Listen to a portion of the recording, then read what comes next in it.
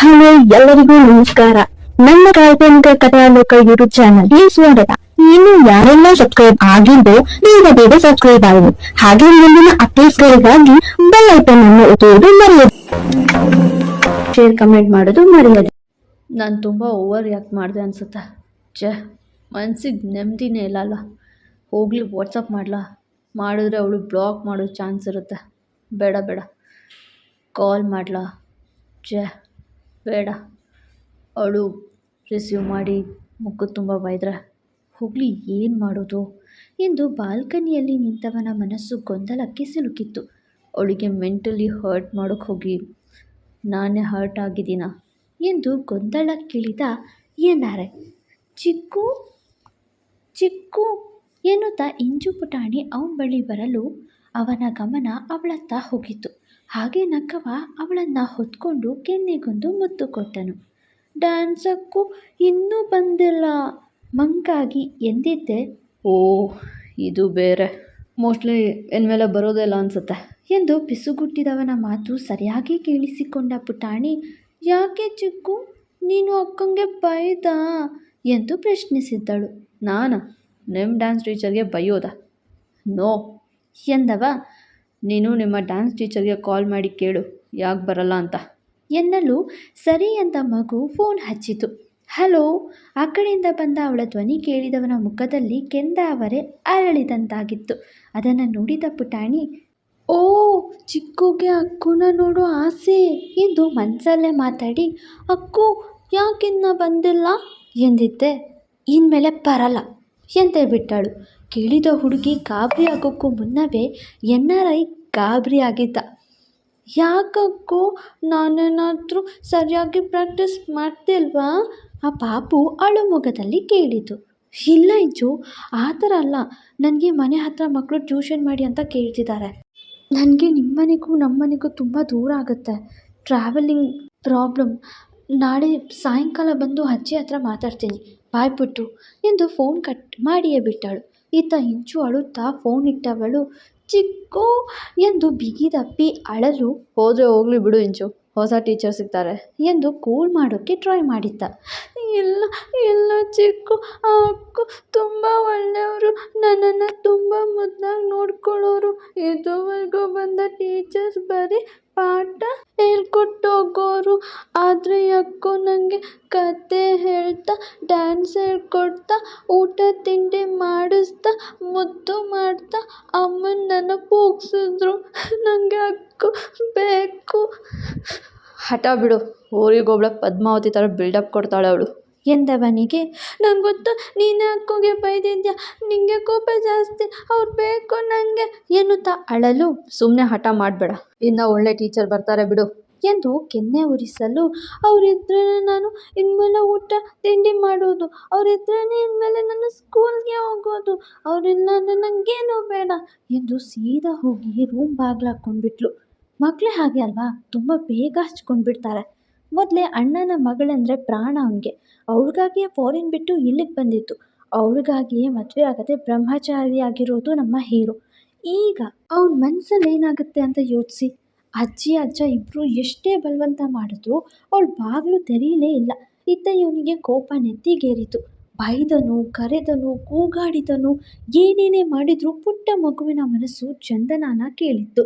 ಇತ್ತ ಇವನಿಗೆ ಯಾವುದೇ ಆಪ್ಷನ್ ಉಳಿಯದೆ, ಅಜ್ಜಿ ನೋಡು ಗೌರವ, ಆ ಹುಡುಗಿ ಹತ್ರ ಮಾತಾಡಿ ಒಪ್ಸೋ ಪ್ರಯತ್ನ ಮಾಡೋದೇ ಸರಿ ಅನಿಸುತ್ತೆ, ನೀನು ಏನಂತೀಯ ಎಂದು ಕೇಳಲು, ಇನ್ನೂ ಏನು ಕೇಳೋದೇನಿದೆ ವಸು, ಅವನು ಆ ಹುಡುಗಿನ ಮತ್ತೆ ಕರೆಸೋದೇ ಸರಿ ಎಂದರು ಅಜ್ಜ. ಆ ಹುಡುಗಿ ಬರೋ ಲಕ್ಷಣ ಇಲ್ಲ ಗ್ರಾನಿ ಎಂದು ಎದುರಿಗೆ ಕೂತಿದ್ದ ಗೌರವ್ ಮಾತಿಗೆ, ನಾನು ಮಾತಾಡ್ತೀನಿ ಎಂದು ಅಜ್ಜಿ ಫೋನ್ ಹಚ್ಚಲು ಸ್ವಿಚ್ ಆಫ್ ಬಂದಿತ್ತು. ರಾತ್ರಿ ಪೂರ ಇಂಚು ಏನೂ ತಿನ್ನಲಿಲ್ಲ. ಬೆಳಿಗ್ಗೆ ಕೂಡ ಬಾಗಿಲು ತೆರೀಲಿಲ್ಲ. ಅಂದು ಶನಿವಾರವಾದ ಕಾರಣ ಕಾಲೇಜು ಇರಲಿಲ್ಲ. ಇತ್ತ ಗೌರವನಿಗೂ ರಾತ್ರಿ ಪೂರ ನಿದ್ದೆ ಇಲ್ಲ. ಅಜ್ಜ ಅಜ್ಜಿ ನೆಮ್ಮದಿಗೂ ಕತ್ತರಿ ಬಿದ್ದಿತ್ತು. ಈಗ ಗೌರವ್ಗೆ ಬಂದ ಉಪಾಯ, ಅವಳು ಇಂದು ಸಂಜೆ ಅಜ್ಜಿ ಬಳಿ ಬಂದು ಮಾತಾಡುವಳು, ಅದನ್ನು ತಡೆಯಬೇಕು ಎಂದು. ಸಂಜೆ ಹೇಳಿದಂತೆ ಅಜ್ಜಿ ಬಳಿ ಮಾತಾಡೋಕ್ಕೆ ಚಂದು ಬರುವುದನ್ನೇ ಕಾದಿದ್ದವನಿಗೆ ಪ್ರತಿಫಲ ಸಿಕ್ಕ ಖುಷಿ. ಅವಳು ಬಂದಿದ್ಲು. ಯಾವಾಗಲೂ ಸಿಂಪಲ್ ಟಾಪ್ ಮತ್ತು ಲೆಗ್ಗಿನ್ನಲ್ಲಿ ನೋಡಿದವನಿಗೆ ಅವಳನ್ನು ಹಾಪ್ ಸೀರೆಯಲ್ಲಿ ನೋಡಿ ಸುದೀಪ್ ಹಾಡು ನೆನಪಾಗಿತ್ತು. ಅದೇ ಸೀರೆಯಲ್ಲಿ ಹುಡುಗಿರ ನೋಡಲೇಬಾರದು ಆ ಹಾಡು. ಇನ್ನೇನು ಅಜ್ಜಿ ಅಂತ ಅವ್ರ ಹತ್ರ ಹೋಗಬೇಕು ಅಷ್ಟರಲ್ಲಿ ಕೈ ಹಿಡಿದು ಅವಳ ಬಾವಿ ಅಗಲದ ಬಾಯಿ ಮುಚ್ಚಿ ತನ್ನ ರೂಮ್ ಕಡೆ ಎಳೆದುಕೊಂಡು ಹೋಗಿದ್ದ. ಹಾಗೆ ಅವಳ ಕೈ ಬಿಟ್ಟವ, ನೋಡು ಪೂರ್ತಿ ಮಾತು ಕೇಳಿಸ್ಕೊ ಎಂದು ಮಾತು ಶುರು ಮಾಡಲು, ಆಗಲ್ಲ, ನಿಮ್ಮ ಹತ್ರ ಮಾತು ಗೀತೆಲ್ಲ ಇಲ್ಲ, ಅಜ್ಜಿ ಹತ್ರ ಮಾತಾಡಬೇಕು ಎಂದು ಹಿಂದೆ ತಿರುಗುವವಳ ತಡೆಯಲು ಬಾಗ್ಲಾಕಿದ್ದ. ತೆಗಿರಿ ಬಾಗ್ಲಿನ ಎಂದು ದುರುಗುಟ್ಟಿ ನೋಡುವವಳಿಗೆ, ಆ ಥರ ನೋಡಬೇಡ, ನನ್ನ ಹತ್ರ ಫೈರ್ ಎಕ್ಸ್ಟಿಂಗ್ವಿಷರ್ ಇಲ್ಲ ಎಂದಿದ್ದ. ನೀವು ಈ ಥರ ಡಬ್ಬ ಜೋಕ್ಸ್ ಮಾಡಬೇಡಿ, ತೆಗಿರಿ ಬಾಗ್ಲು ಎಂದು ಬಾಗ್ಲನ್ನು ತೆರೆಯಲು ಯತ್ನಿಸುವವಳಿಗೆ, ಪ್ಲೀಸ್ ಮಾತು ಕೇಳಿಸ್ಕೋ ಎಂದು ಶಾಂತ ಧ್ವನಿಯಲ್ಲೇ ಕೇಳಿದ್ದ. ಆದರೆ ಚಂದು ಮಾತ್ರ ಏನನ್ನೂ ಕೇಳಿಸಿಕೊಳ್ಳೋ ಆಲೋಚನೆ ಮಾಡಲಿಲ್ಲ. ಹೀಗಾಗಿಯೇ 2 ಬೆರಳುಗಳಲ್ಲಿ ಕಿವಿಯ ರಂಧ್ರ ಮುಚ್ಚಿ ನಿಂತಳು. ಚಂದನ ಪ್ಲೀಸ್. ಬೇಡಿದಂತೆಯೇ ಇತ್ತು ಅವನ ಧ್ವನಿ. ಕೇಳಿಸಿಕೊಳ್ಳದವಳ ವರ್ತನೆಗೆ ಕೋಪಗೊಂಡವ ಒಂದೆಜ್ಜೆ ಮುಂದಿಟ್ಟು ಅವಳ ಕೈಗಳನ್ನು ಬಿಗಿ ಹಿಡಿಯಬೇಕಾಗಿತ್ತು. ಮತ್ತೆ ತಪ್ಪು ಮಾಡ್ತಿದ್ದೀರ, ಕೈ ಬಿಡಿ ಎಂದು ರೇಗಿದವಳಿಗೆ, ಈ ಸಲ ಏನು ಬೇಕಾದರೂ ಆಗಲಿ, ನೀನು ಏನು ಬೇಕಾದರೂ ಮಾಡು, ಕುಂಫು, ಬಾಕ್ಸಿಂಗ್, ಕರಾಟೆ, ಆದರೆ ಕೇಳಿಸ್ಕೊ ಎಂದು ಶಾಂತವಾಗಿ ಬಂದ ಧ್ವನಿಗೆ ಸೋತವಳಂತೆ ನಿಂತಳು. ನಮ್ಮನೇಲಿ ಎಲ್ರಿಗೂ ಇಂಚು ಅಂದರೆ ಪ್ರಾಣ, ಆದರೆ ಅವಳಿಗೆ ಅದೇನು ಮೋಡಿ ಮಾಡಿದ್ಯೋ ಗೊತ್ತಿಲ್ಲ. ಅವಳಿಗೆ ನೀನಂದರೆ ಪ್ರಾಣ. ನೆನ್ನೆಯಿಂದ ಒಂದು ತುತ್ತು ತಿಂದಿಲ್ಲ. ನೀನು ಬೇಕು ಅಂತ ಹಠ. ನೀನು ಡ್ಯಾನ್ಸ್ ಹೇಳ್ಕೊಡೋಕ್ಕೆ ಬರಲ್ಲ ಅಂತ ಅಳ್ತಿದ್ದಾಳೆ. ಎಲ್ಲಕ್ಕಿಂತ ಹೆಚ್ಚಾಗಿ ಅವಳಿಗೆ ನಿನ್ನಲ್ಲಿ ಅಮ್ಮನ ನೆನಪು ಮರೆಯುತ್ತಂತೆ ಎಂದವ ಅವಳ ಕೈ ಬಿಟ್ಟಿದ್ದ. ಪ್ಲೀಸ್ ಅವಳಿಗೋಸ್ಕರ ಡ್ಯಾನ್ಸ್ ಹೇಳ್ಕೊಡೋಕ್ಕೆ ಬಾ ಚಂದನ ಎಂದು ತಲೆ ತಗ್ಗಿಸಿ ನಿಂತಿದ್ದ. ಏನೊಂದು ನುಡಿಯದವಳ ನೋಟದಲ್ಲಿ ಅದೇನನ್ನ ಅರಿತನೂ ಗೊತ್ತಿಲ್ಲ. ಬಾಗ್ಲು ತೆರೆದಿದ್ದ. ಹಾಗೆ ಹೊರಗಡೆ ಬಂದ ಚಂದನ ಸೀದಾ ಇಂಚು ರೂಮ್ ಕಡೆ ಹೋದ್ಲು. ಬಾಗ್ಲು ತಟ್ಟಳು. ಬೇಡ ಯಾರೂ ಬೇಡ, ನನಗೆ ಡ್ಯಾನ್ಸಕ್ಕೂ ಬೇಕು ಎನ್ನುವ ಇಂಚು ಧ್ವನಿ ಕೇಳಿ, ನಾನೇ ಇಂಚು ಪುಟ್ಟ, ಬೇಗ ಬಾಗ್ಲು ತೆಗಿ ಎಂದಳು ಚಂದು. ಅವಳ ಧ್ವನಿ ಕೇಳಿ ಓಡಿ ಬಂದ ಮಗು ಅಪ್ಪಲು ಮಗುವಿನ ಎತ್ತರಕ್ಕೆ ಕೂತವಳು ನಗುತ್ತಾ ತಾನು ಅಪ್ಪಿದಳು. ಅಜ್ಜಿ, ತಾತ ಹಾಗೆ ಗೌರವ್ ದೂರದಲ್ಲೇ ನಿಂತು ನೋಡಲು ಆ ಇಂಚು ಮೊಗದಲ್ಲಿ ಖುಷಿಯೋ ಖುಷಿ.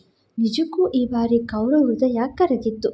ಏನಕ್ಕೂ ನೀನು ನನ್ನ ಬರೀ ಡ್ಯಾನ್ಸ್ ಟೀಚರ್ ಅಲ್ಲ, ನಿಂಗೆ ಅಕ್ಕೋ ಹಾಗೆ ಹೀಗೆ, ನೀನು ಅಂದರೆ ನನಗೆ ತುಂಬ ಇಷ್ಟ ಅಂತ ಹೇಳಿ ನಾನು ನಿನ್ನ ನೋಡ್ಕೋತೀನಿ, ನಿಮ್ಮ ಅಪ್ಪ ಅಮ್ಮ ಬರೋವರೆಗೂ ನಾನು ಇರ್ತೀನಿ ಅಂತ ಹೇಳಿ ಈಗ ಬರಲ್ಲ ಅಂತೀಯಾ?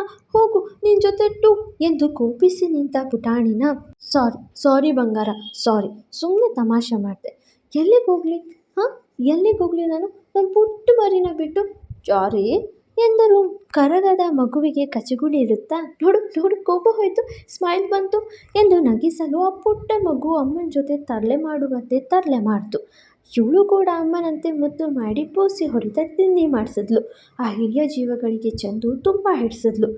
ಸಾರಿ ಅಜ್ಜಿ, ನಾನು ಇಂಚು ಹತ್ರ ತಮಾಷೆಗಾಗಿ ಬರಲಿಲ್ಲ ಅಂದೆ ಅಷ್ಟೇ, ಇನ್ಮೇಲೆ ಶನಿವಾರ ಭಾನುವಾರನೂ ಬರ್ತೀನಿ ಎಂದವಳು ಗೌರವ್ ಮುಖ ನೋಡಿ, ಯಾರು ಬೇಡ ಅಂದರೂ ನಾನು ಇಂಚುಗೋಸ್ಕರ ಬಂದೇ ಬರ್ತೀನಿ ಎನ್ನಲು ಅಜ್ಜಿ ಅಜ್ಜ ತುಂಬ ಖುಷಿಪಟ್ಟರು. ನೀನು ಬರೀ ಡ್ಯಾನ್ಸ್ ಟೀಚರ್ ಅಂದ್ಕೋಬೇಡ್ವೆ, ಈ ಮನೆ ಮಗಳು ಅಂತಾನೆ ಅಂದ್ಕೋ.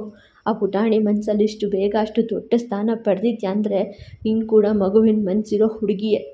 ನಿಂಗೆ ಹೇಗೆ ಬೇಕೋ ಆಗಿರು, ಫ್ರೀ ಆದಾಗೆಲ್ಲ ಇಲ್ಲಿಗೆ ಬರ್ತಾಯಿರು, ನನಗೂ ಖುಷಿನೇ ಎನ್ನುತ್ತಾ ಅಜ್ಜಿ ಸವರಿ ಹೋದರು ಅವಳ ಕೆನ್ನೆಯನ್ನು.